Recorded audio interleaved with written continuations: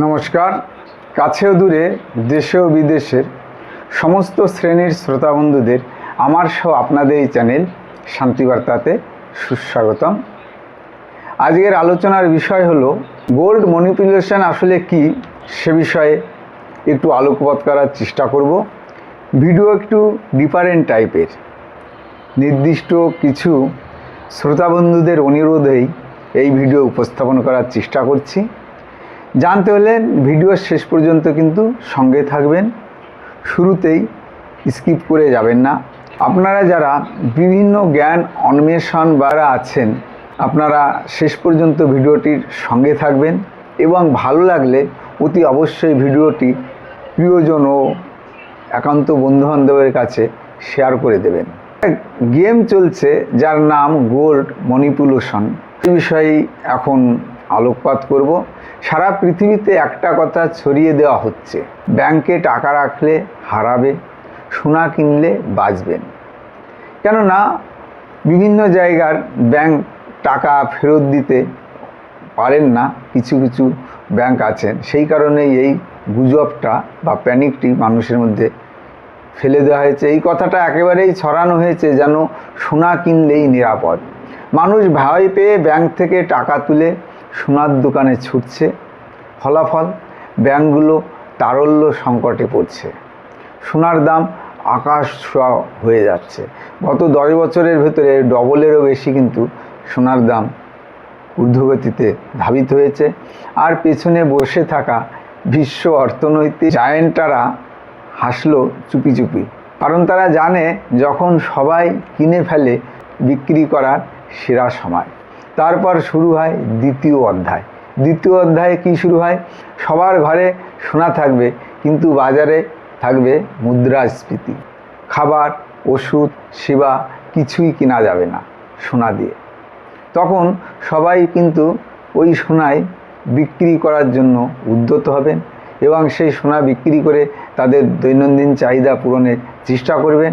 ঠিক তখনই সক্রিয় হবে সেই পুরনো অর্থনৈতিক ফর্মুলা, সাপ্লাই, ডিমান্ড আর দামের ধস। মানে সাপ্লাইটা যদি বেশি হয়, ডিমান্ডটা কম থাকে, তখনই কিন্তু মূল্য হ্রাস পায়। যে সোনাটা 2 লাখ টাকায় কিনেছিলেন সেটা হয়তো বিক্রি করতে হবে 1.2 লাখে, মানে 1,20,000। আপনি ভাববেন এটা কিভাবে সম্ভব হলো? উত্তর কিন্তু একটাই, আপনি গেমের অংশ ছিলেন কিন্তু গেমার নয়।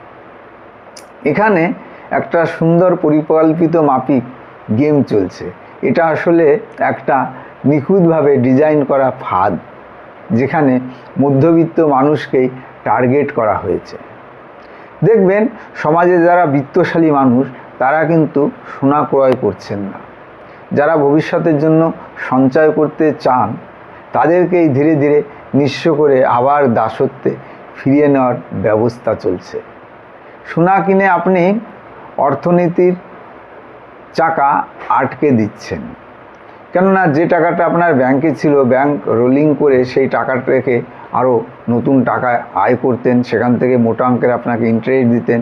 টাকা তুলে নেওয়া মানেই আপনি আর ইন্টারেস্ট পাবেন না, টাকাটা তখন মাটির নিচে ঘুমিয়ে থাকবে, মার্কেটে কাজ করে না, অর্থনীতি তখন শ্বাসরুদ্ধ হয়ে যায়।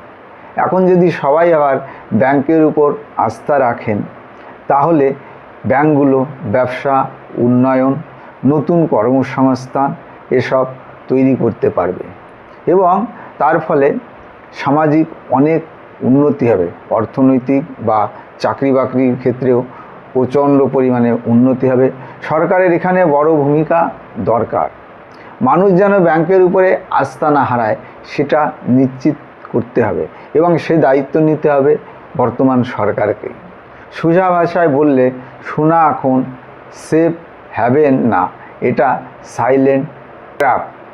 আর এই টিআরপি থেকে বের হওয়ার প্রথম পদক্ষেপ সোনা বাদ দিন, টাকাকে মার্কেটে ঘোরান, উৎপাদনে, বিনিয়োগে, উদ্ভাবনে লাগান। তাহলেই দেখবেন টাকার থেকে টাকা উৎপন্ন করা যাবে। কিন্তু সোনা কিনে যদি আপনি টাকাটাকে ফাঁসিয়ে দেন, যখন আপনার কোনো বিপদ আসবে, দেখা গেল হতে পারে আপনি কোনো কারণে কোনো দুরারোগ্য ব্যাধিতে আক্রান্ত হলেন, তখন ওই মুহূর্তে আপনার টাকার প্রয়োজন। তখন আপনার যে টাকা দিয়ে সোনা কেনা থাকলো, সেই সোনাটা দিয়ে কিন্তু আপনি চিকিৎসা করাতে পারবেন না। তখন এই সোনাটা আপনি বেচতে গেলেও তড়িঘড়ি আপনাকে কিন্তু সস্তায় বিক্রি করতে হবে। মনে রাখবেন, কেনার সময় যদিও বা আপনি জিএসটি দিচ্ছেন আর মেকিং চার্জ কিন্তু আপনাকে দিয়েই সোনাটা ক্রয় করতে হচ্ছে, কিন্তু বিক্রি করতে গেলে এই সমস্ত কিছু থেকেই কিন্তু আপনি বঞ্চিত হবেন। গোল্ড ম্যানিপুলেশনের বিষয়ে এতক্ষণ যে আলোচনা আপনাদের সামনে তুলে ধরলাম, ভিডিওটি যদি আপনাদের ভালো লাগে অতি অবশ্যই প্রিয়জন বা বন্ধুবান্ধবের কাছে ভিডিওটি শেয়ার করবেন। এখনও পর্যন্ত যারা শান্তিবার্তা চ্যানেলটিকে সাবস্ক্রাইব করেননি, অতি অবশ্যই চ্যানেলটিকে সাবস্ক্রাইব করে পাশে থাকবেন। আপনারা অনেক ভালো থাকবেন, সুস্থ থাকবেন, হাসি আনন্দে ভরে উঠুক আপনাদের সবার হৃদয়, এই প্রার্থনা করে এখানে শেষ করব। নমস্কার।